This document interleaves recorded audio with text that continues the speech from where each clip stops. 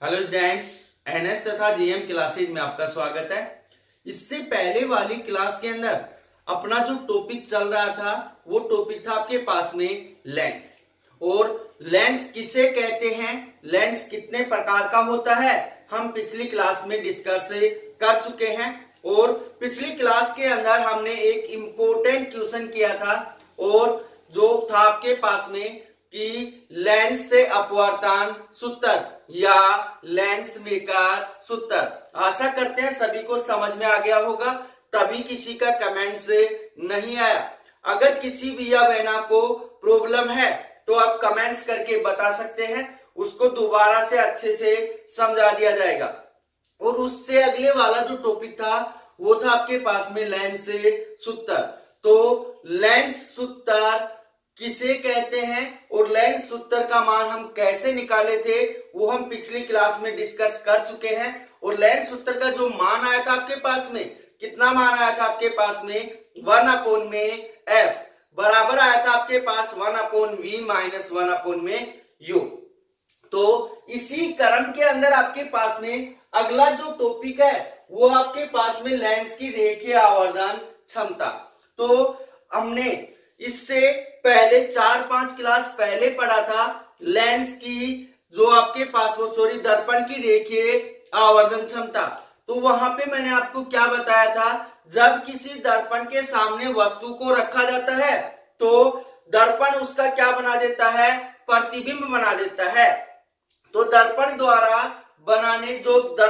प्रतिबिंब बनाने की जो क्षमता है उस क्षमता को क्या कहते हैं, दर्पण की रेखीय आवर्धन क्षमता कहते हैं। यहाँ पे आपके पास में कौन सा क्या है, लेंस है।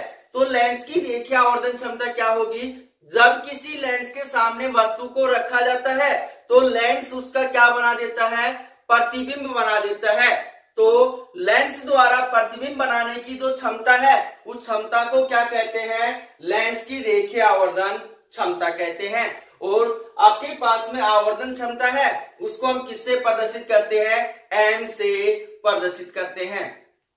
अब इसकी दूसरी डेफिनेशन क्या होगी कि आपके पास में लेंस द्वारा बनाए गए प्रतिबिंब की ऊंचाई h डैश तथा बिंब की ऊंचाई h के अनुपात को क्या कहते हैं, लेंस की रेखीय आवर्धन क्षमता कहते हैं। इस डेफिनेशन को अच्छे से सुनना भाई कि आपके पास में कोई लेंस है, उस लेंस द्वारा बनाए गए प्रतिबिंब की ऊंचाई h डैश तथा बिंब की ऊंचाई h के अनुपात को क्या कहते हैं, लेंस की रेखीय आवर्धन क्षमता कहते हैं। तो आपके पास में यहाँ पे लेंस की जो रेखीय आवर्धन क्षमता है m बराबर कितना होगा, h डैश बटे h।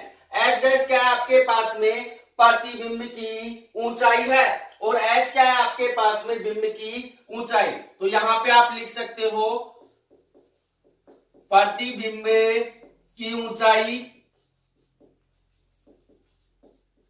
बटे आपके पास क्या हो जाएगा, बिंब की ऊंचाई, बिंब की ऊंचाई।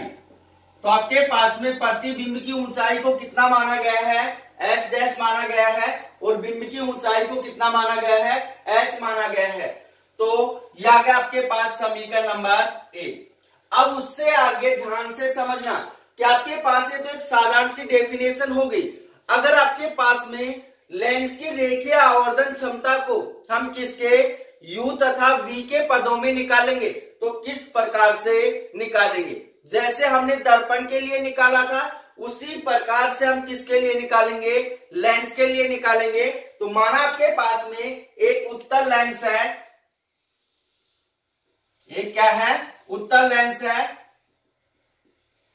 और ये उत्तल लेंस का क्या है, मुख्य अक्ष है, और यहां पे आपके पास में क्या है, इसका ध्रुव बिंदु O है।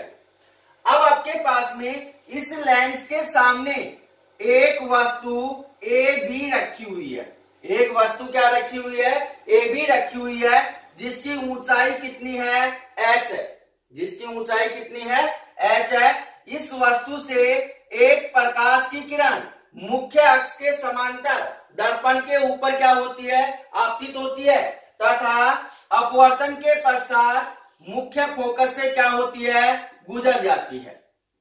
अपवर्तन के पश्चात मुख्य फोकस से गुजर जाती है। एक अन्य प्रकाश की किरण प्रकाश केंद्र O के ऊपर क्या होती है, आपतित होती है तथा बिना विचलित हुए पहले वाली प्रकाश किरण को कहां पे प्रतिच्छेद करती है, B डैश के ऊपर प्रतिच्छेद करती है। इसलिए वस्तु A B का जो प्रतिबिंब है वो कहां बन रहा है, A डैश B डैश के ऊपर बन रहा है और प्रतिबिंब की जो ऊंचाई है वो कितनी है, मान लिया आपके पास में H डैश है। अब आपके पास में जो AO है वो क्या है, आपके पास में बिंब की दूरी है, क्या है, बिंब की दूरी है। और आपके पास में OA डैश क्या है, आपके पास में प्रतिबिंब की दूरी V है, प्रतिबिंब की दूरी V है। तो यहां पे ध्यान देना भाई कि आपके पास में त्रिभुज ABO, त्रिभुज ABO व त्रिभुज A dash B dash O में, तो क्या होगा आपके पास त्रिभुज A dash B dash O तथा त्रिभुज क्या होगा आपके पास में ABO में। यहां पे देखना भाई ये कोण कितना है आपके पास में 90 डिग्री है और ये कोण भी कितना है 90 डिग्री है। तो क्या होगा आपके पास कोण B dash A dash O बराबर होगा आपके पास में कोण BAO। तो क्या हो जाएगा, कोण B dash A dash O बराबर हो जाएगा आपके पास में कोण BAO। कौन सा कोण है भैया आपके पास में, समकोण है। कौन सा कोण है, समकोण है। उससे आगे ध्यान से समझना कि आपके पास में त्रिभुज ABO के अंदर ये कोण, त्रिभुज A dash B dash O के अंदर ये कोण, दोनों कोण कौन से कोण है, शीर्षाभिमुख कोण है। तो क्या होगा आपके पास कोण A dash O B dash बराबर हो जाएगा AOB। कौन से कोण आपके पास में, शीर्षाभिमुख कोण है, शीर्षाभिमुख कोण है। जब किसी त्रिभुज के अंदर दो कोण आपस में समान होते हैं तो दोनों त्रिभुज आपस में क्या होते हैं, समरूप होते हैं। तो यहां पे हम लिख सकते हैं, इसलिए त्रिभुज A dash B dash O समरूप है किससे, ABO से। जब दोनों त्रिभुज आपस में समरूप हैं तो दोनों की भुजाओं का अनुपात भी क्या होगा, समान होगा।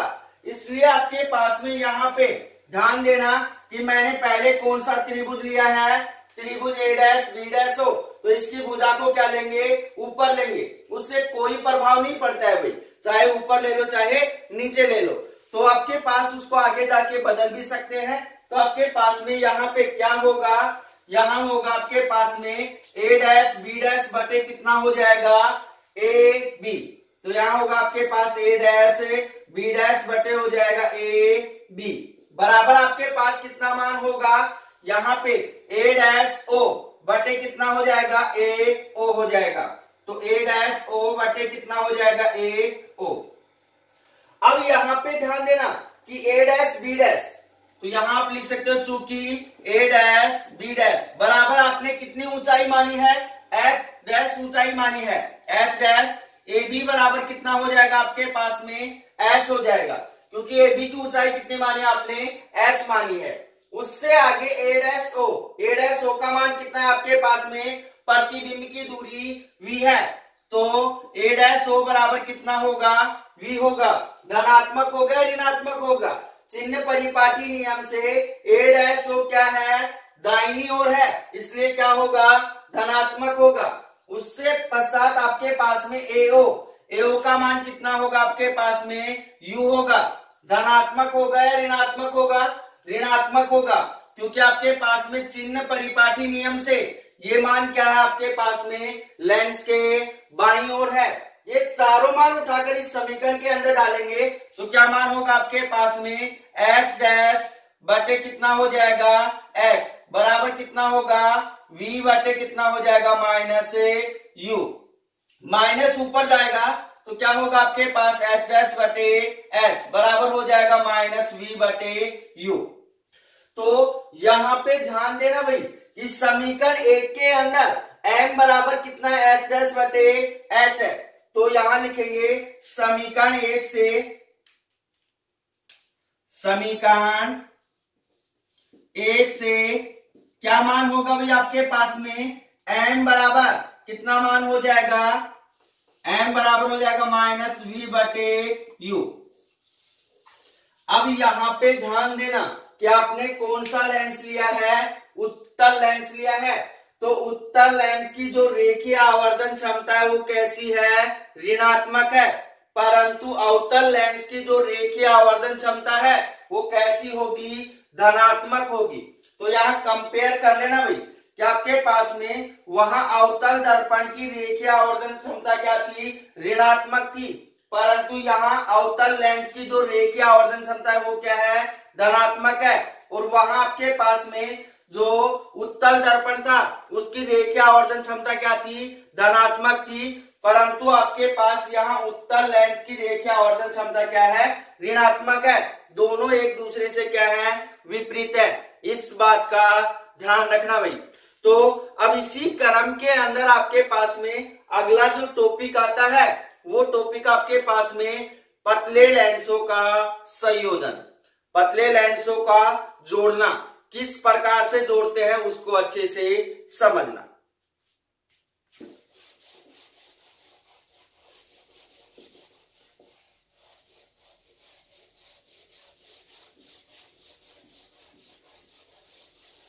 टॉपिक आपके पास में पतले लेंसों का संयोजन।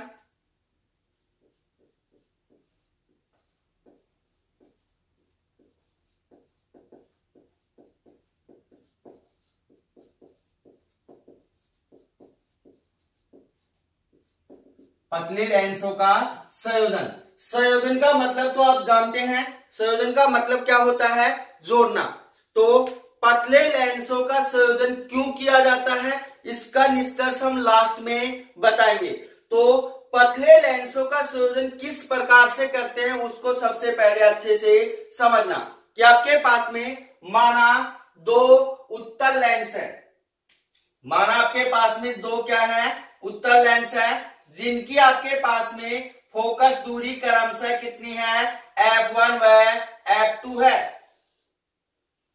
दो आपके पास में क्या है, उत्तल लेंस है और जिनकी फोकस दूरी, एक की मान लिया आपके पास में f1 है और दूसरे की कितनी है, f2 है। दोनों लेंसों को क्या किया जाता है, जोड़ा जाता है। माना आपके पास में जो एक लेंस है वो कौन सा है, L1 है और दूसरा कौन सा है, L2 है। दोनों लेंसों को क्या किया जाता है, संयोजित किया जाता है, जोड़ा जाता है। और इन लेंसों का ये क्या है, मुख्य अक्ष है। ये क्या है, इसका मुख्य अक्ष है। और इसके मुख्य अक्ष के किसी बिंदु O के ऊपर कोई वस्तु रखी हुई है, कोई वस्तु रखी हुई है। इस वस्तु से एक प्रकाश की किरण, एक प्रकाश की किरण लेंस L1 के ऊपर क्या होती है, आपतित होती है तथा यह अपवर्तन के पश्चात, यह अपवर्तन के पश्चात मुख्य अक्ष को कहां पे काटती है, I डैश के ऊपर काटती है। इसलिए लेंस L1 का जो प्रतिबिंब है वो कहां बन रहा है, I डैश के ऊपर बन रहा है। और आपके पास लेंस L1 के कारण बनने वाला जो प्रतिबिंब है वो कैसा प्रतिबिंब है, आभासी प्रतिबिंब है। इस कारण से आपके पास में लेंस L1 के कारण बनने वाले प्रतिबिंब की जो दूरी है वो मान लिया कितनी है, V डैश है। कितनी है, V डैश है। अब आपके पास में जो प्रतिबिंब I डैश है लेंस L2 के लिए किसका कार्य कर रहा है भाई, बिंब का कार्य कर रहा है। किसका कार्य कर रहा है, बिंब का कार्य कर रहा है। क्योंकि आपके पास में ये L1 लेंस का प्रतिबिंब यहां पे बन चुका है, परंतु आपके पास में L2 लेंस के लिए जो ये प्रतिबिंब बना है वो किसका कार्य कर रहा है, बिंब का कार्य कर रहा है, वस्तु का कार्य कर रहा है। तो आपके पास में ये बिंब का कार्य करेगा तो लेंस L2 इसका प्रतिबिंब कहां बना देता है, I के ऊपर बना देता है। किसके ऊपर बना देता है, आई के ऊपर बना देता है। और ये जो प्रतिबिंब बना है ये आपके पास में कैसा प्रतिबिंब है, वास्तविक प्रतिबिंब है, जिसकी दूरी आपके पास कितनी मानी है, v मानी है। तो ये बात आपको समझ में आ गई होगी कि माना आपके पास में दो लेंस L1 और L2 है जिनकी फोकस दूरी क्रम से कितनी है, f1 व f2 है। तो दोनों लेंसों को क्या किया जाता है, संयोजित किया जाता है। इनके मुख्य अक्ष के किसी बिंदु O के ऊपर कोई वस्तु और रखी हुई है। इस वस्तु से एक प्रकाश की किरण क्या होती है, लेंस L1 के ऊपर एक आपतित होती है। तो लेंस L1 इसका प्रतिबिंब कहां बना देता है, I डैश के ऊपर बना देता है। परंतु ये जो प्रतिबिंब है लेंस L2 के लिए किसका कार्य करता है, बिंब का कार्य करता है। इसलिए आपके पास लेंस L2 इस प्रतिबिंब का प्रतिबिंब कहां बनाता है, I के ऊपर बनाता है, जिसकी दूरी कितनी है, v है। तो अब आपके पास में लेंस L1 के लिए लेंस सूत्र, तो इससे नीचे ध्यान से समझना, यहां पे लिखेंगे लेंस L1 के लिए लेंस सूत्र। कल मैंने आपको लेंस सूत्र पढ़ाया था। लेंस सूत्र का मान कितना आया था, 1/f बराबर 1/v माइनस 1/u आया था। तो आपके पास में L1 लेंस की फोकस दूरी कितनी है, f1 है, और आपके पास में L1 लेंस के कारण बनने वाले प्रतिबिंब की दूरी कितनी है, v डैश है, और जो बिंब की दूरी है वो कितनी आपके पास में u है। तो क्या हो जाएगा भाई, आपके पास में यहां पे मान होगा कि 1/f1 बराबर हो जाएगा 1/v डैश माइनस 1/u, क्योंकि f के स्थान पर f1 आ जाएगा और जो प्रतिबिंब की दूरी है उसके स्थान पर क्या आ जाएगा, v के स्थान पर v डैश आ जाएगा। तो यह आ गया आपके पास समीकरण नंबर 1। इसी प्रकार लेंस L2 के लिए लेंस सूत्र, तो यहां लिखेंगे लेंस L2 के लिए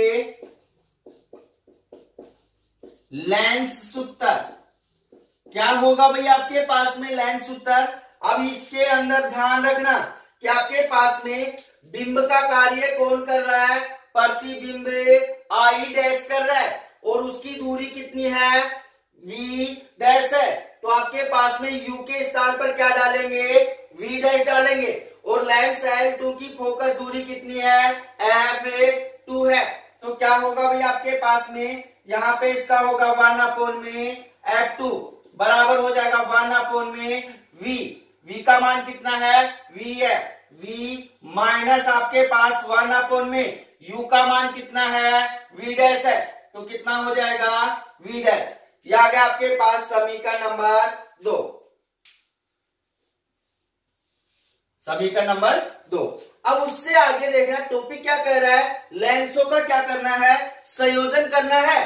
तो समीकरण 1 तथा समीकरण 2 को जोड़ने पर, तो यहां पे लिखेंगे समीकरण 1 तथा समीकरण 2 को जोड़ने पर, समीकरण 1 और समीकरण 2 को जोड़ेंगे तो आपके पास में क्या मान होगा, LHS मान को LHS के अंदर जोड़ देंगे, RHS मान को RHS मान के अंदर जोड़ देंगे। तो क्या मान आएगा आपके पास में, 1/f1 प्लस में 1/f2 बराबर कितना होगा, 1/v डैश माइनस 1/u, और कितना हो जाएगा, प्लस में 1/v minus 1/v dash. 1/v dash से माइनस 1/v डैश क्या हो जाएगा, कैंसिल हो जाएगा। क्या मान बच गया अभी आपके पास में, जो मान बचा है वो है 1/f1 प्लस में 1/f2 बराबर कितना हो जाएगा, 1/v minus 1/u, 1/v minus 1/u। अब इससे आगे देखना कि लेंस सूत्र से, यहां पे लिखेंगे लेंस सूत्र से, लेंस सूत्र से आपके पास में क्या मान आया था भाई, आपके पास में मान आया था 1/में f बराबर 1/में v माइनस 1/में u। तो 1/में v माइनस 1/में u के स्थान पर हम क्या डाल सकते हैं, 1/में f डाल सकते हैं। तो क्या मान होगा आपके पास, 1/में f बराबर हो जाएगा 1/में f1 प्लस में 1/में f2। यही मान क्या करना था, आपको निकालना था। अब इससे आगे ध्यान देना कि अभी आपने कितने लेंसों का संयोजन किया है, 2 लेंसों का संयोजन किया है। यदि आपके पास में लेंसों की संख्या कितनी है, n है, तो आगे हम लिख सकते हैं यदि लेंसों की संख्या कितनी है, n है, तो यहां लिखेंगे यदि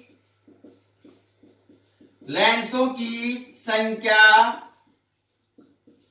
n है, तब आपके पास लेंसों की संख्या n है, तब क्या मान होगा आपके पास में, 1/में f बराबर 1/में f1 प्लस में 1/में f2 प्लस में डैश डैश करके 1/में fn होगा। कितना होगा, fn होगा। अब उससे आगे ध्यान देना कि आपके पास में लेंसों की क्षमता, तो जो लेंसों की क्षमता है वो क्या होगी, यहां पे लिखेंगे लेंसों की क्षमता। आपके पास में लेंस की जो क्षमता होती है वो कितनी होती है, P बराबर 1/में f, क्योंकि अभी आगे टॉपिक आएगा लेंस की क्षमता या शक्ति। तो आपके पास P बराबर 1/में f, जो लेंस की क्षमता होती है, शक्ति होती है, वो उस लेंस की फोकस दूरी के विक्रम मान के क्या होती है, समान होती है। या किसी भी लेंस की फोकस दूरी का जो विक्रम मान होता है वो क्या कहलाता है, लेंस की क्षमता कहलाता है। तो P बराबर हो जाएगा 1/में f। तो आपके पास में संयोजित लेंसों की कुल क्षमता, तो यहां पे लिखेंगे संयोजित लेंसों की कुल क्षमता, संयोजित लेंसों की कुल क्षमता। आपके पास में संयोजित लेंसों की कुल क्षमता कितनी होगी, P बराबर हो जाएगा P1 प्लस में P2 प्लस में डैश डैश करके Pn, क्योंकि पहले लेंस की जो क्षमता होगी P1 बराबर कितना होगा, 1/में f1, P2 बराबर 1/में f2 और Pn बराबर 1/में fn होगा। उससे आगे आपके पास में जो लेंसों की, संयोजित लेंसों की कुल आवर्धन क्षमता, तो यहां पे लिखेंगे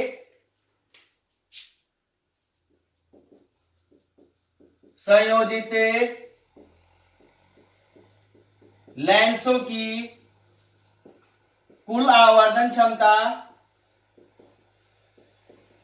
कुल आवर्धन क्षमता m बराबर कितना हो जाएगा आपके पास, m1 गुणा m2 गुणा डैश डैश करके गुणा mn होगा। तो इस बात का ध्यान रखना भाई।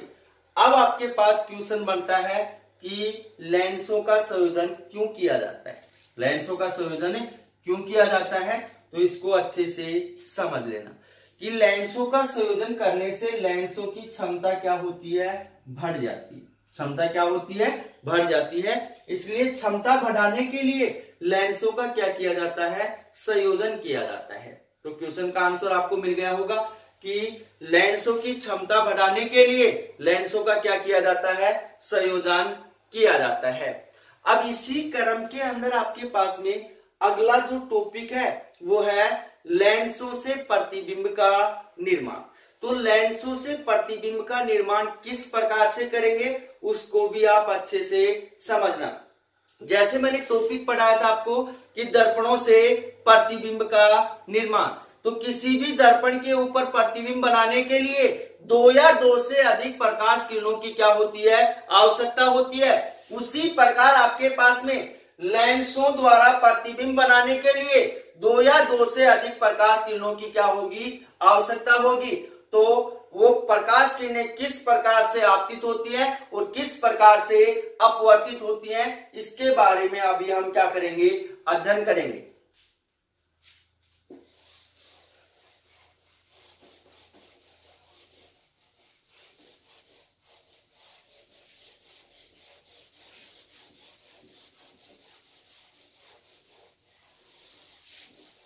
टॉपिक आपके पास में लेंसों पर प्रतिबिंब का निर्माण।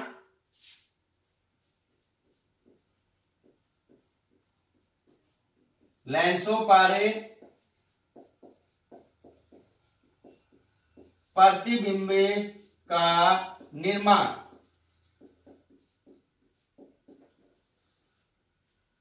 तो लेंसों के ऊपर प्रतिबिंब का निर्माण किस प्रकार से होगा, अच्छे से समझना भाई, कि किसी भी लेंस द्वारा प्रतिबिंब बनाने के लिए दो या दो से अधिक प्रकाश किरणों की क्या होती है, आवश्यकता होती है। और आपके पास में ये प्रकाश किरणें किस प्रकार से आपतित होती हैं, उनके बारे में हम यहाँ पे क्या करेंगे, अध्ययन करेंगे।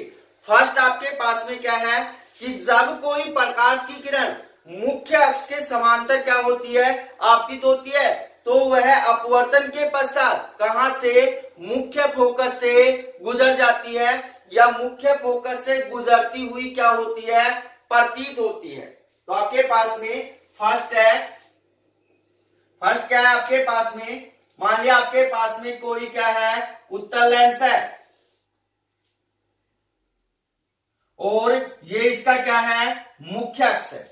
क्या है, मुख्य अक्ष है। जब कोई प्रकाश की किरण मुख्य अक्ष के समांतर लेंस के ऊपर क्या होती है, आपतित होती है, तो वह अपवर्तन के पश्चात कहां से, मुख्य फोकस से गुजर जाती है। कहां से गुजर जाती है, मुख्य फोकस से गुजर जाती है।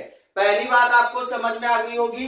दर्पण के लिए भी यही है कि जब कोई प्रकाश की किरण दर्पण के मुख्य अक्ष के समांतर आपतित होती है, तो परावर्तन के पश्चात क्या होती है, मुख्य फोकस से गुजर जाती है। तो आपके पास में जब कोई प्रकाश की किरण, लेंस के लिए भी वही बात है, जब कोई प्रकाश की किरण क्या होती है, मुख्य अक्ष के समांतर आपतित होती है, तो अपवर्तन के पश्चात क्या होती है, मुख्य फोकस से गुजर जाती है। सेकंड बात आपके पास में कि जब कोई प्रकाश की किरण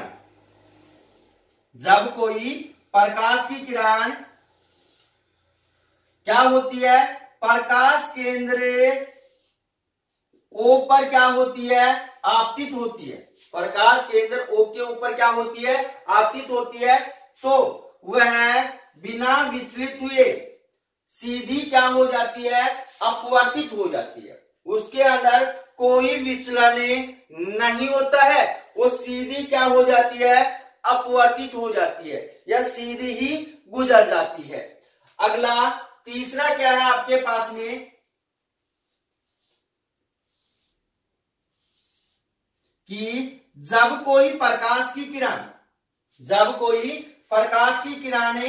प्राथमिक फोकस F1 से क्या होती है, आपतित होती है। प्राथमिक फोकस से F1 से क्या होती है, आपतित होती है, तो वह अपवर्तन के पश्चात मुख्य अक्ष के क्या हो जाती है, समांतर हो जाती है।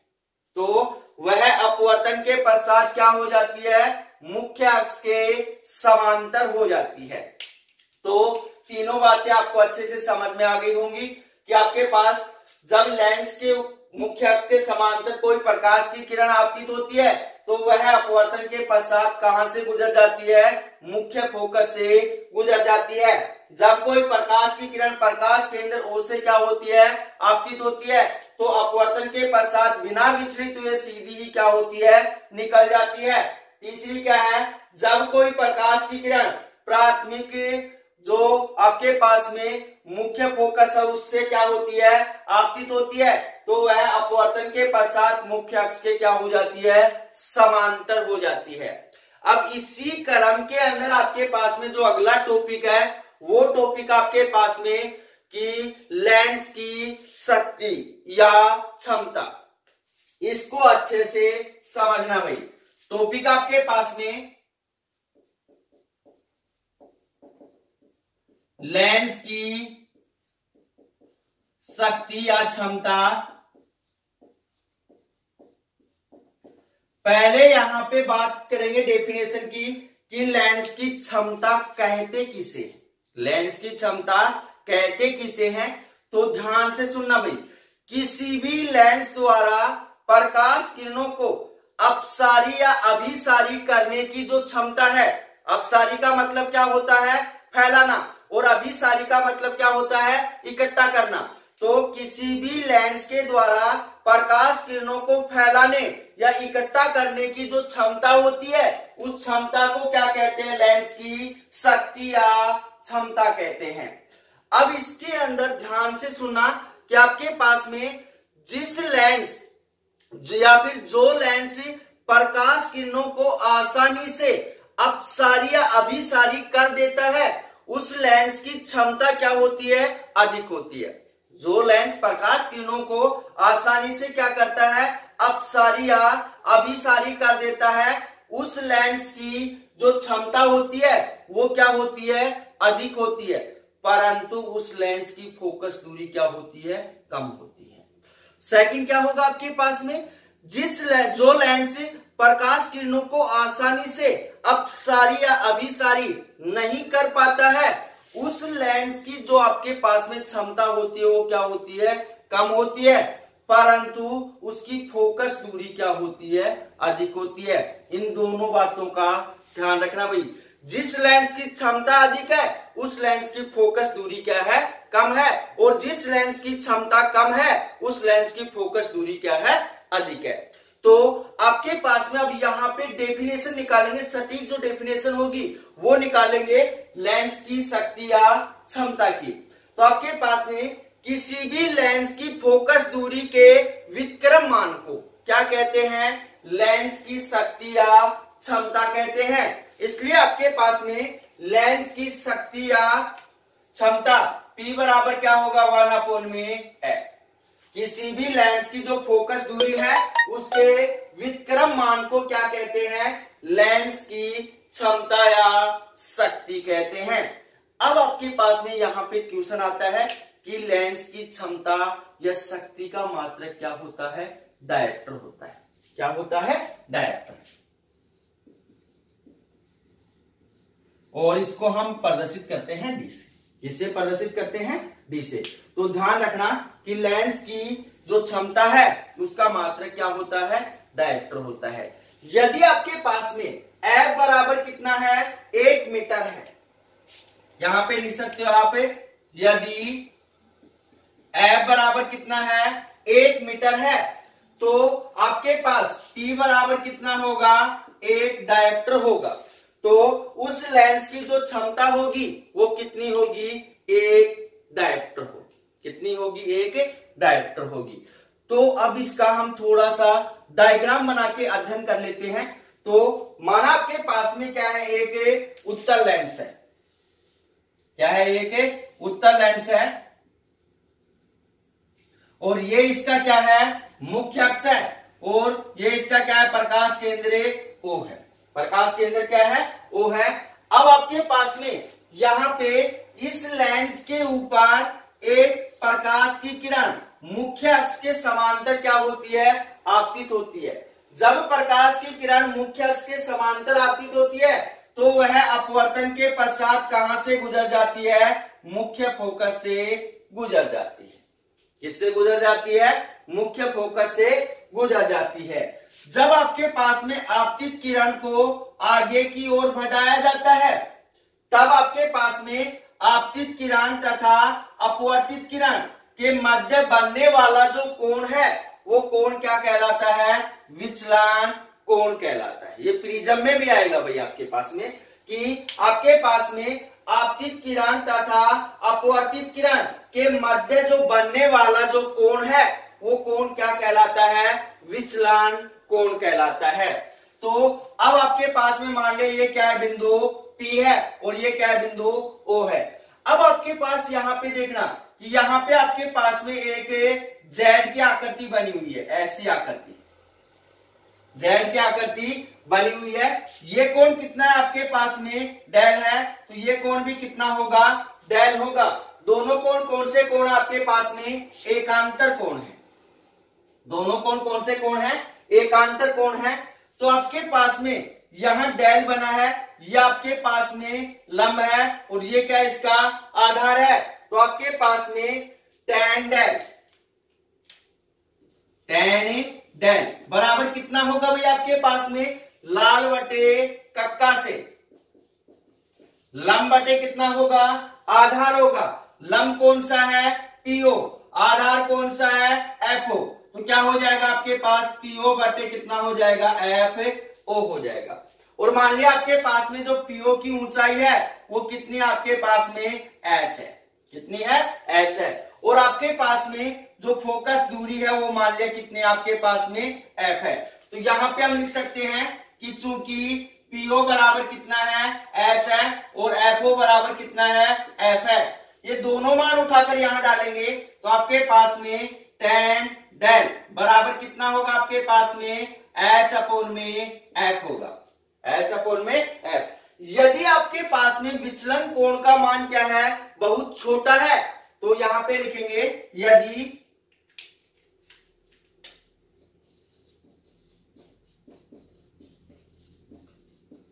विचलन कोण डेल का मान बहुत छोटा है तब आपके पास में क्या होगा यहां पे tan डेल बराबर कितना होगा डेल होगा, क्योंकि tan थीटा के अंदर अगर थीटा का मान क्या होता है बहुत छोटा होता है तो tan थीटा किसके बराबर होता है थीटा के बराबर होता है। तो यहाँ थीटा के स्थान पे क्या है डेल है, तो tan डेल किसके बराबर हो जाएगा डेल के बराबर हो जाएगा।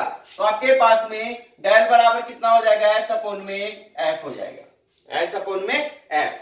तो आपके पास में यदि h बराबर कितना है 1 है, यदि h बराबर कितना है 1 है तो डेल बराबर कितना होगा 1 अपॉन में f होगा, 1 अपॉन में f। तो आपके पास चूंकि 1 अपॉन में f बराबर कितना होता है p होता है, तो यहां पे लिख सकते हैं चूंकि आपके पास 1 अपॉन में f बराबर कितना होता है p होता है, तो ये मान उठाकर यहां डालेंगे तो क्या मान होगा आपके पास में डेल बराबर हो जाएगा p, डेल बराबर है p। तो यहां पे आप विचलन कोण का मान भी निकाल सकते हो, किससे जो आपके पास में क्षमता है या शक्ति है। अब यहां पे ध्यान देना भाई कि आपके पास में जो उत्तल लेंस होता है, जो उत्तल लेंस होता है उसकी फोकस दूरी और क्षमता का मान क्या होता है धनात्मक होता है। इस बात का विशेष ध्यान रखना कि जो आपके पास में उत्तल लेंस है, उत्तल लेंस की जो फोकस दूरी है तथा क्षमता है उसका मान क्या होता है धनात्मक होता है, परंतु आपके पास में अवतल लेंस की फोकस दूरी और क्षमता का मान क्या होता है ऋणात्मक होता है। तो आज इतना ही पढ़ाएंगे। अगली क्लास के अंदर हम पढ़ेंगे प्रिज्म और प्रकाश का विक्षेपण या परिक्षेपण। तो इन टॉपिकों को मैं पढ़ा रखा हूं, पहले अच्छे से एक बार पढ़ लेना, क्योंकि दोबारा से आपको अच्छे से समझ में आ जाएगा। आपका सेकंड टाइम जैसे आप पढ़ोगे तो आपको तीसरी बार पढ़ने की आवश्यकता ही नहीं पड़ेगी, क्योंकि आपको एक एक कॉन्सेप्ट क्या हो जाएगा क्लियर हो जाएगा। तो मिलते हैं छोटे से ब्रेक के बाद। धन्यवाद।